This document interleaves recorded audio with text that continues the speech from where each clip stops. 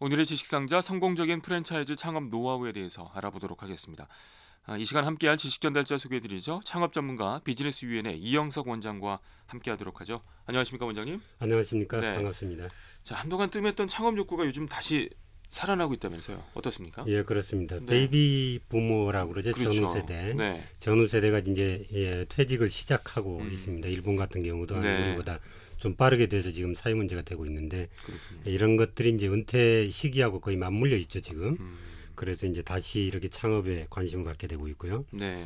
또 청년들이 요즘에 실업률이 굉장히 높습니다. 그렇습니다. 네, 그것이 네. 이제 고용 없는 성장이다. 그래서 청년들이 창업으로 몰리고 있고 또 특히나 이제 육아를 위해서 그 잠시 직장을 떠났던 사람들, 소위 이제 그런 분들을 경력 단절 여성 그렇게 얘기하는데요. 네. 경력을 그 전에 쌓았다가 네. 처녀 때 쌓았다가 이제 아줌마 되고 나서 이게 이제 그만두고 몇 년 있다 보면 세상이 많이 바뀌잖아요. 그렇죠. 그래서 그걸 적응하지 못해서 이제 결국은 재취업을 하지 못하고 창업 시장으로 나오는 이런 분들이 지금 굉장히 많죠. 그렇군요. 그래서 이제 시기적으로 그동안의 경기가 계속 안 좋았기 때문에 네네. 좀 움츠러들고 있다가 이제 경기가 좀 요즘에 살아나고 그러다 보니까 이제 이쪽으로 더 고개를 돌리고 있는 것 같습니다. 이렇게 많은 사람들이 창업 욕구가 커졌는데 그만큼 실질적으로 이 창업에 도전하는 분들이 많이 늘고 있다라고 볼 수 있을까요? 그렇습니다. 그 한마디로 말씀드리면 요즘에 관심들은 참 많아요. 그러니까 뭐 2, 3년 전보다도 훨씬 많고 그런데 네. 좀 관망 상태 이렇게 표현하는 게 좀 아직까지는 많습니다. 투자는 적극적으로 하진 않으시고요. 예, 적극적으로는 하지 않는데 이제 공급 이제 수요는 굉장히 지금 네. 많은 상태죠. 어, 이 자영업자 수만 봐도 대충 알 수 있는데 약 5년 전에 이제 50만 개 정도 5년 전보다 줄었거든요. 뭐 63만 개 정도 되다가 57만 개 정도 됐으니까. 그러니까 폐업자 수가 창업자 수보다 많아진 것은 이번이 처음입니다. 그렇습니다. 그 전에는 매번 창업자 수가 1년이면 한 10만 네네. 명 정도 이렇게 되다가 폐업자는 한 8만 명, 그래서 한 2만 개 정도 항상 늘어났거든요. 그런데 최근 3년 동안에 이제 오히려 폐업자 수가 이제 늘어난 그런 시장이고, 그래서 시장이 좀 대략 정기 작업이 끝났다 이런 판단을 요즘에 좀 하는 것 같고요. 네네. 그리고 경기가 요즘에 회복될 것이라 이런 기대 심리도 있고, 그리고 사실 이제 창업하지 않으면 뭐 할 게 없잖아요. 재취업이 안 되는 경우는 창업할 수밖에 없으니까 그렇네요. 막다른 심리 때문에 이제 창업을 하는 그런 경우도 음, 많이 있습니다. 특히 이제 베이비 부모가 대규모로 쏟아져 나오기 때문에 그게 지금 이제 벌써 시작이 돼가지고 앞으로 한 3, 4년 후면 네. 굉장히 많아질 거거든요. 그래서 공기업에서는 지금 뭐라고 하느냐면 뭐 한 2, 3년만 있으면 가만히 있어도 승진될 테니까 걱정하지 마라. 위에서 다 빠져나가니까. 네. 그럴 정도로 지금 베이비 부모 세대들이 굉장한 그 탈출구가 필요하고요. 그래서 네. 이제 조만간 2, 3년 안에 네. 상당히 또 다른 붐이 일지 않겠나 이런 그렇군요. 생각을 하고 네. 있습니다. 이제 베이비 부버 입장에서는 퇴직을 하고 새로운 또 직장 구하기도 어렵기 때문에 창업들을 고민하실 텐데 이 창업을 고려할 때 특별히 이제 프랜차이즈 가맹점을 선호하는 경향을 보인다면서요? 그렇습니다. 아무래도 직장 생활을 오래 하다 보니까 네. 안에서 좀 쌓은 지식이 있거나 그 또 미리 준비했으면 모르는데 사실은 자기 직업을 가지고 있으면서 뭐 미리 준비하고 창업 준비하고 이런 분들이 극히 드물거든요. 맞습니다. 일단 먹고 살기 있으니까. 네네. 그래서 이제 프랜차이즈 가맹점은 뭐 입지라든지 업종이나 이런 것들을 미리 정해주고 네. 또 거기에 뭐 인테리어라든지 이런 것도 다 제반상을 다 해주잖아요. 도와주니까요. 예, 네. 그러다 보니까 손쉽게 창업할 수 있다 이런 판단 때문에 이제 가맹점을 선호하고 있죠. 실제로 시스템이 잘 갖춰진 업체를 선택하게 되면 뭐 혼자 하는 것보다는 훨씬 수월하게 돈을 벌 수 있고 또 이제 기본적으로 매출을 가져가야 되잖아요. 보통 네. 점포의 특징 가운데 하나가 네. 처음에 개업하고 나서 한 6개월 정도 적자다 그럼 문 닫아야 되거든요. 보통 있는 돈 가지고 다 쏟아부어서 하니까 그렇죠. 그래서 한 5, 6개월 잘못되면 문 닫아야 되니까 처음부터 이렇게 어느 정도 수준까지는 와주는 게 좋은데 그게 이제 가맹점에서 좀 유리한 조건일 수 있죠. 네. 처음에 본사에서 그만큼 지원을 해주고 관리해 주니까요. 관리해 주니까. 네. 이 거슬러 올라가면 97년에 외환 위기 때도 그 창업 시장의 모습이 지금과 비슷하지 않았습니까? 그렇습니다. 어떤 측면에서는 그런데 네. 이제 그때도 사실 마찬가지로 명예퇴직자들이 대거 창업에 뛰어들었죠. 네. 특히 이제 가맹점 창업으로 몰리면서 프랜차이즈 시장이 대폭 성장한 계기가 됐습니다. 최근에 좀 뭐 들을 이름만 얘기하면 알 수 있는 그런 브랜드들도 97년, 8년, 9년 거의 뭐 90년대 후반에 네. IMF의 바람을 타고 성장했다 이렇게 해도 과언이 아니죠. 네. 그런데 그때와 지금의 차이는 뭐냐면 그 당시에는 어느 날 갑자기 이 준비 없이 쫓겨났거든요. 그래서 대책을 세우지를 대체적으로 못했습니다. 그래서 당장의 생활비가 문제가 돼서 너도나도 창업을 한 케이스가 됐고요. 네. 그러니까 지금은 예측된 퇴직이죠. 네. 그래서 창업을 준비할 기간을 충분히 갖고 있다는 점이 차이점입니다. 그런데 지금 그렇다면 공급은 그렇게 많아졌는데 왜 창업이 갑자기 이렇게 붐을 이루지 않을까 이런 것은 당시에는 어쩔 수 없이 창업을 해야 됐던 사람들이 상당수가 지금 실패를 했거든요. 준비를 잘 못해가지고 네. 그중에 한 80% 정도는 실패를 했는데 이분들이 다시 창업을 해야 되는지 겁나는 거죠. 그래서 이제 그런 분들이 좀 망설이는 분들이 있고 네. 그런 이제 선배들의 사례를 보니까 들어보니까 이게 녹록지 않은 들어보니까 이게 거니까요. 쉽지 않다. 네. 그래서 이제 이번에도 준비하는 분들이 좀 시간 소위 뜸을 들이고 이래서 이제 그게 시장이 이렇게 커지는 것 같지는 않은데 네. 예, 공급은 수요는 굉장히 많이 있다 이렇게 그렇군요. 볼 수 있습니다. 한마디로 정리하면 욕구는 많은데 현재 이제 관망세라고 볼 수 그렇습니다. 있겠네요. 예. 네. 이 프랜차이즈 창업의 이제 장점들을 아까 잠깐 언급을 해주셨는데 그렇다고 하더라도 이 창업을 하려면 프랜차이즈에 대해서 좀 더 깊은 이해가 필요하리라 보여지는데요. 그렇습니다. 이 프랜차이즈에 대한 약간의 이해를 먼저 네. 하고 들어가는 게 좋겠죠. 네. 프랜차이즈는 자영업하고 좀 달라가지고 물론 이제 프랜차이즈 가맹점 하는 분들도 자영업 범주에 포함되긴 하지만 네. 프랜차이즈는 시스템적으로 움직이는 사업이에요. 그러니까 미리 프레임을 짜서 야, 이러이러한 방법으로 이런 메뉴를 가지고 이런 고객을 대상으로 이 시장에서 해라. 이렇게 이제 미리 계획하에 움직이는 그런 사업이거든요. 네. 예를 들면 이제 프랜차이즈로는 아마 주변에서 쉽게 볼 수 있는 맥도날드나 스타벅스나 뭐 베스킨라빈스 이런 것들이 모두 다 이제 프랜차이즈 시스템으로 움직이는 거죠. 네. 이 본사가 브랜드와 물류 그리고 메뉴 이런 것들을 다 개발하고 제공하고 이렇게 해주는 게 이제 프랜차이즈 사업인데 특히 뭐 여기까지는 누구나가 다 할 수 있다고 하지만 네. 운영의 노하우 오래 하다 보면 운영하면서 이제 어떤 점이 문제점인지를 파악해서 그걸 미리 가르쳐 주는 게 이제 프랜차이즈 장점이라고 할 수 있습니다. 대신 이런 걸 해주고 가맹비나 로열티 등을 이제 본사가 받는 거죠. 그래서 실제로는 본사와 가맹점주 사이에는 무슨 뭐 이해관계가 특별히 있는 건 아닙니다. 이런 시스템을 네. 제공해주고 대신 이제 대가를 받는 거니까. 아, 그러니까 소위 이제 독립채산제로 네. 운영되고 있는데요. 우리나라는 1979년도에 롯데리아가 효시입니다. 그렇군요. 예, 그리고 이제 프랜차이즈 그 이후로 지금 이제 프랜차이즈 회사가 약 2,400여 개의 브랜드가 있습니다. 네. 그러니까 뭐 한 업체가 브랜드를 10개 이상 가지고 있는 경우도 있으니까 굉장히 어쨌든 많죠. 종사 인력도 150만 명 와. 정도 되니까 굉장히 큰 시장입니다. 네. 그 150만 명이면 언뜻 생각하면 별거 아닌 것 같은데 공무원 수가 우리나라에 약 97만 명 정도 되거든요. 와, 대단하네요. 예, 굉장히 네. 많은 그 시장을 형성하고 네. 있죠. 이렇게 프랜차이즈 시장이 우리 경제에 미치는 영향이 상당한데 또 시장이 커진 만큼 또 가맹점 창업자들에게도 많은 도움이 되겠네요. 그렇습니다. 이제 긍정적인 측면을 좀 크게 보면 네. 가맹본부 한 개당 약 160개의 가맹점이 있으니까 하나의 본사가 생기면 160명이 일단 창업할 수 있는 길이 트인 거죠. 가맹점당 평균 1억 3천만 원을 투자하니까 어쨌든 경제 선순환을 도와주는 투자 네. 선순환을 도와주고요. 프랜차이즈 산업의 종사 인력이 조금 전에 150만 명 정도 되니까 국가 경제에 미치는 영향이 커졌습니다. 그런데 이제 이런 것은 이제 큰 규모의 경제에서 보면 그렇고 프랜차이즈는 로열티나 물리익으로 커져가는 사실 모델이거든요. 그러니까 조금 전에 말씀을 네. 드렸습니다만 로열티는 제대로 받는 것이 조사해 보니까 35%에 불과합니다. 그리고 물류이익을 내는 것이 15%에 그치고 있습니다. 그러니까 두 개를 보면 로열티나 물류이익을 내지 못하는 본사가 많다는 거죠. 그렇다면 이런 본사의 경우는 가맹점주들에게 피해가 갈 공산이 그렇겠네요. 있다. 이렇게 해석을 할 수가 있죠. 특히나 이제 가맹본부의 72%가 자본금 10억 미만의 영세기업들이다. 이런 점에서 창업자들이 피해를 볼 가능성은 상당히 다분한 상황에 있긴 합니다. 실제로 가맹본부는 일본의 2배 정도 많거든요. 네. 그런데 매출은 전체 30%에도 미치지 못한 수준입니다. 그리고 이제 지금은 이제 본부와 가맹점주 간의 분쟁 건수도 2007년에 227건 정도 됐는데 최근에는 500건, 뭐 750건 이렇게 계속 매년 늘어납니다. 50% 이상. 네. 그래서 이제 부작용이 좀 늘고 있다고 봐야 되는데 그렇지만 네.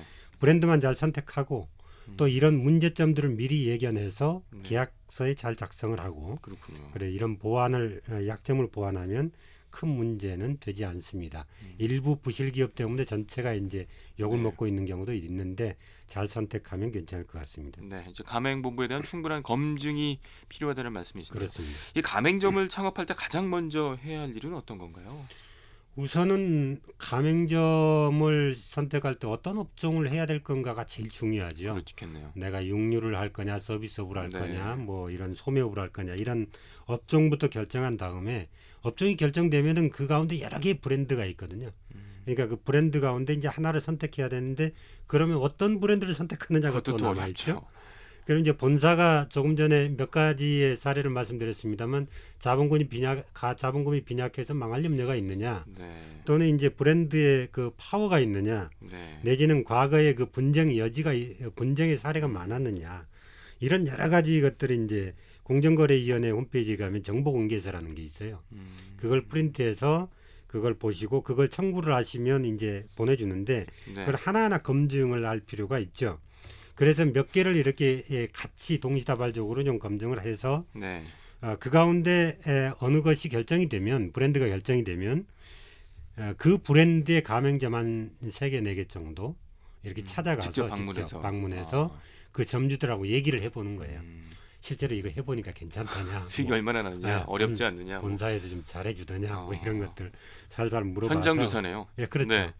근데 이제 보통 우리가 그 언론에 뭐 어떤 브랜드의 어떤 가게가 잘 된다 이렇게 나와서 그런 걸 찾아가면 이미 이제 본사하고 암묵적으로 뭐 얘기거리가 돼 있기 때문에 제대로 정보를 얻을 수가 없어요. 그러니까 가급적이면 그런 곳에 이렇게 노출되지 않은 네. 그냥 주변에 가까운 곳에 뭐 안 된다 싶은 곳에 한두 군데 가보고 또 잘 된다 싶은 곳에 한두 군데 가서 이제 뭐 치킨 가게면 치킨도 하나 시켜서 먹고 이러면서 얘기를 하면 다 이게 동질성이 있어서 잘 가르쳐 줍니다. 네, 그래서 이제 제일 중요한 부분이네요. 그렇습니다. 네. 그래서 가맹점 서너 군데를 가서 좀 방문을 하고 그리고 그 결과를 가지고 이제 본사에 가야죠. 가서 보니 본사에서는 이런저런 얘기를 많이 할 거란 말이에요. 좋은 그럼, 얘기를 많이 예, 하겠죠. 많이 하죠. 네네. 그럼 이제 그걸 가지고 과거에 그동안에 내가 조사했던 걸 가지고 슬그머니 모른 척하고 물어보는 거죠. 그래서 이제 하나하나 검증해서 너무 거짓말이 심하다 네. 하면 이건 좀 신뢰가 안 가는 거고 네. 사실적으로 그걸 얘기를 해준다면 신뢰가 가겠죠. 그래서 이제 이걸 가지고 본사에 검증한 걸 그대로 하지 마시고 네. 최종적으로는 이제 상담을 좀 전문가하고 하는 게 좋습니다. 그래서 이 본사에서는 이렇게 얘기하는데 사실이냐 뭐 네. 이렇게. 그래서 이제 거기까지 해서 이 브랜드가 확정이 되면 그다음에 어디를 해야 될 거냐 그래서 입지 입지 결정을 선정. 해야 됩니다. 네. 그런데 입지는 아시겠습니다만은 가맹점마다의 그 권역이 있거든요. 네. 근데 권역이 이미 자기가 좋아하는 지역은 딴 사람이 이미 들어가 있을 수도 있단 말이에요. 그러니까 없는 지역에서 이제 다 찾아내야 되는데 그러다 보니까 없는 곳에 그 가맹점을 하나 내기 위해서 본사에서 이제 감언이설로 또 다른 그 평가 내용을 낼 수 있단 말이에요. 그러니까 이런 것도 좀 충분히 검토를 해서 일단 계약을 하시되 보통 계약서는 공정거래위원회가 얘기하는 제시한 표준계약서라는 게 있어요. 네. 그래서 가맹점 그러니까 가맹점 사업을 하는 프랜차이즈 업체마다 거의 비슷합니다. 그러니까 여기에 특별히 거기에 해당되는 몇 가지의 내가 주문이 네. 있으면 계약서의 후면에다가 또는 별지에다가 이걸 써서 같이 첨부를 해서 계약을 하는 게 좋겠습니다. 그렇군요. 이 특별히 가맹점 창업을 할 때 좀 알아봐야 될 것, 특별히 주의할 점이 있다면 어떤 정보를 주시겠습니까? 우리는 가맹점 처음에 계약하러 가면은 네. 우리 그 브랜드는 작년에 100개였는데 금년에 150개다, 50% 성장이다 이런 증점률을 주로 자랑을 합니다. 그러니까 많은 사람들이 우리 브랜드를 선호하고 있다 이런 걸 이제 간접적으로 내세우기 위한 건데 일본이나 그 미국 같은 데 가면 이런 증점률을 물론 이제 그 통계상에 이런 게 잡히니까 자랑하기는 하지만 네. 가맹점을 창업하려는 사람들은 증점률보다는 네. 폐점률을 훨씬 더 중시합니다. 폐점률이요. 예, 그러니까 작년에 100개였는데 네. 그 늘어난 걸 빼고 이제 누적해서 한 몇 퍼센트 정도가 폐점을 했느냐 이걸 굉장히 중시하거든요. 네. 그래서 10% 미만이다 그러면 굉장히 우수한 거고요. 10%. 예. 네.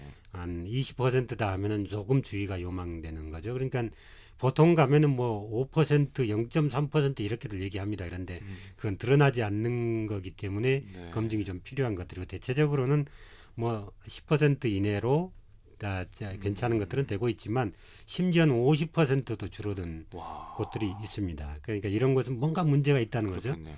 그래서 폐점률을 확인을 해서 10% 이내면 대체적으로 안전하다. 네. 이런 걸 생각해 볼 수 있고 또 무엇보다도 이걸 투자했을 때 얼마 기간 안에 이 투자 자금을 뺄 수 있느냐. 회수할 수 있느냐. 그래서 회수 기간 네. 이게 대단히 중요합니다. 그래서 회수 기간이 어느 정도가 2년을 2년. 넘기지 않으면 네. 그래도 좀 유망하다 이렇게 볼 수 있고요. 그래서 이제 보통 보면 그 권리금 들어가고 또 이제 그 수익에서 권리금 네. 빼고 인건비 빼고 이걸 운영비까지 다 포함해서 계산해 보면 대충 계산이 나올 텐데 그 투자 비용이 2년 안에 뺄 수 있어야 좀 피해를 줄일 수 있습니다. 그 이후에는 뭐 어떤 상황이 또 어떻게 발생될 수도 없고 그럼요. 특히나 이제 우리 이 최근 경제가 옛날에는 한 5, 6년마다 이 호경기, 불경기가 이렇게 반복이 됐어요. 경기 네. 순환주기라고 그러죠. 네. 근데 그게 반복이 되는데 요즘에는 한 1.6년 이렇게밖에 자꾸 왔다 갔다 하기 때문에 빨리 빼지 않으면 그렇군요. 굉장히 실패를 할 확률도 높아지고 그렇습니다. 알겠습니다. 자, 오늘의 지식상자 성공적인 프랜차이즈 창업 노하우에 대해서 알아보고 있습니다. 지식 퀴즈 다시 한번 알려드리죠. 프랜차이즈 창업을 준비할 때 반드시 가맹점에 이것을 확인해야 한다고 하죠. 보통 10% 미만인 경우가 대체적으로 안정적이라고 판단할 수 있는 이것은 무엇일까요? 1번 패전 비율, 2번 배달 비율입니다. 정답 아시는 분들은 50원의 유료 문자 샵 9730이나 인터넷 라디오 콩을 통해서 보내주시면 되겠습니다.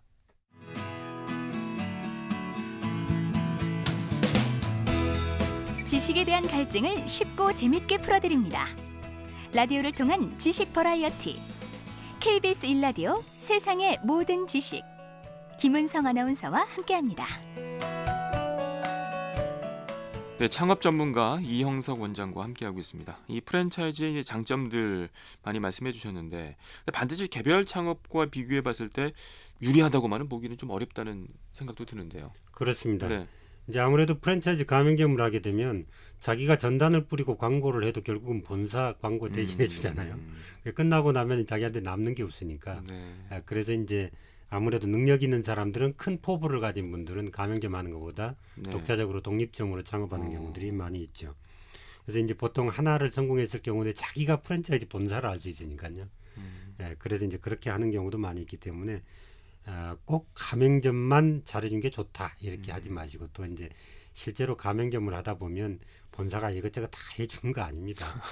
결국은 자기가 하는 거거든요. 처음에 창업할 때 좀 편하다 이거지. 네. 그 외의 건 자기가 다 해야 되고 오히려 매출이 본사가 잘못해도 가맹점이 동시에 다 떨어져 버리고 이런 피해를 같이 볼 수가 있습니다. 그리고 네. 프랜차이즈 본사가 망해버렸다 이러면 나도 같이 망해야 줘야 되는 이런 상황이 발생할 수 있어서 능력 있는 분들은 사실은 뭐 가맹점보다는 독자적으로 네. 하는 것도 괜찮습니다. 아무튼 본사의 그 건전성을 좀 꼼꼼하게 점검을 해보셔야 되겠습니다. 그렇습니다. 청취자 질문 살펴보도록 하겠습니다. 청취자 김오견 씨께서 문의하셨는데 가사 도우미 파견업을 해보고 싶은데 어떤 곳에서 시작해야 좋을지 고민입니다. 입지를 선정할 때 어떤 조건을 따져봐야 할까요? 라고 문의를 하셨습니다. 원장님. 좀 간단하게 설명드려야 될 것 같은데 네. 가사도우미 이 사업을 파견업을 한다는 것은 상당히 진일보한 그 아이디어인데요. 네. 보통 가사도우미를 하겠다라는 것은 직업을 갖는 거죠. 네. 가사도우미들을 모아서 내가 파견한 다음에 사업을 하는 거예요. 그래서 우리가 관점에서 보면 보통의 분들이 자기가 가지고 있는 직업을 조금 키워서 사업으로 확대할 수 있는 기회가 참 많이 있는데 네. 이런 것을 먼저 좀 말씀을 드리고 아이디어 어쨌든 이걸 네. 사업화로 생각을 바꿨다는 게 굉장히 좋은 아이디어 같습니다. 그리고 가사 도우미 파견업을 하려고 하면 일반적으로 이 얘기를 하면 입지를 어디 잡는 게 좋으냐 그러면 잘 사는 동네에 해야 되지 않겠느냐 이렇게 얘기하는데 실제로는 그렇지 않습니다. 그래요. 예, 우리 서울 시내에 보면은 가사 도우미를 쓰는 곳이 강남구 서초동이 전체 70%를 거기서 씁니다. 나머지 지역이 30%인데 네. 그런데 가사 도우미를 파견하는 곳이 그쪽이 많이 있기 때문에 사무실도 그쪽에 있어야 되는 것 아니냐라고들 생각을 하는데 실제로는 가사 도우미로 일하는 분들은 강남 서초에 별로 없거든요. 그래서 그분들을 모으기 쉬운 쪽에 자리를 잡는 게 좋아요. 근데 그분들은 일을 해야 되기 때문에 멀리도 가지만 네. 가사 도우미를 쓰려고 하는 가정들은 굳이 현장으로 오지 않거든요. 네. 네. 그리고 전화로만 하기 때문에. 그렇군요. 그래서 이제 가사 도우미를 모집하기 쉬운 지역에 네. 입지를 하는 게 가장 좋다 이런 말씀을 드립니다. 네. 이제 이런 그 상권 분석을 할 때 소득 수준이 굉장히 중요하거든요. 이걸 감안해서 입지를 선정하는 것도 이런 서비스로 그렇군요. 도움이 될 것 같습니다. 알겠습니다. 이 가맹점이 아니고요. 독자 창업을 준비하는 분들도 계실 텐데 어떻습니까? 좀 어려움이 있죠? 가맹점 창업과 비교해 봤을 때요. 아무래도 이제 네. 이 가맹점 하면은 본사가 이것저것 다 해준다고 생각하니까 마음에 어떤 기댈 곳이 있잖아요. 네. 그래서 이제 마음이 좀 편한데 뭐 일장일단이 있습니다. 가맹점 하면 입지를 임의로 정할 수가 없다라는 것. 본사가 정해진 곳으로 해야 된다는 것이고 또 이제 업종은 이미 정해져 있잖아요. 그러니까 자기가 어떻게 변형시킬 수 없다는 것. 네. 또 메뉴도 임의로 바꿀 수 없습니다. 만약에 그렇죠. 내 마음대로 하면은 그것도 계약 해지 사유가 되니까요. 어. 근데 대신 독립점의 경우는 입지도 내 마음대로 할 수 있고 업종도 네. 내 마음대로 할 수 있고 네. 또 메뉴도 뭐 잘 안 된다 싶으면 바꿀 수도 있고 이런 네. 이제 장점들은 있습니다. 그러니까 이런 점에서는 이제 자영업이 굉장히 유리하다 이렇게 볼 수 있습니다. 그러나 이제 이렇게 하려다 보면 자기가 하나부터 다 해야 되기 때문에 조사도 많이 해야 되고 검증도 해야 되고 이런 기간이 좀 많이 걸리죠. 네. 그러니까 열심히 준비를 한다면 네. 뭐 가맹점도 이 가맹점 아닌 독립점도 전혀 그렇군요. 어려운 일이 아닐 겁니다. 이 창업을 준비하는 분들에게 궁금한 점 중에 하나가 이제 유망 업종 아니겠습니까? 네. 유망 업종으로 요즘에 뜨고 있는 것들은 어떤 것들이 있을까요? 조금 전에 제가 그런 말씀 잠깐 드렸는데 우리 지금 경기 순환이 되고 있는 게 네. 이렇게 뭐 옛날에는 좀 5, 6년 이렇게 지나서 불경기가 또 오고 또 오고 했었는데 네. 지금은 한 1.6년 이렇게 단축됐다고 그랬잖아요. 그 사람들이 경기가 이렇게 계속 안 좋고 이러면 제일 먼저 생각나는 게 고향 친구, 뭐 어머니, 김치, 어렸을 때 먹었던 뭐 네. 이런 것들 생각나거든요. 네. 그래서 이런 복고 업종은 앞으로 계속 어. 괜찮을 것이다 이런 생각이 듭니다. 네. 그러니까 뭐 복고 업종 하면은 여러 가지가 있겠습니다만 단순하게 뭐 죽이나 김밥, 보리밥 이런 것들도 해당이 되겠죠. 네. 그다음에 이제 향수 업종이 좋습니다. 그러니까 향수를 느낄 수 있는 것. 근데 물론 이제 그 너무 자꾸 이 경기가 안 좋고 또 경기가 좋았다가도 소위 불을 때면 우리 아랫목이 뜨뜻했다가 윗목으로 가기 전에 다시 불이 꺼져 버리면 밑에만 매번 뜨뜻하듯이 네. 지금 이제 서민 경제는 계속 차갑게 느껴지는 거란 말이에요. 그러니까 이런 상황에서는 좀 싼 제품, 네. 고급스러우면서도 싼 제품 이런 것들을 판매하는 이제 소매업 이런 것들이 괜찮을 것 같고요.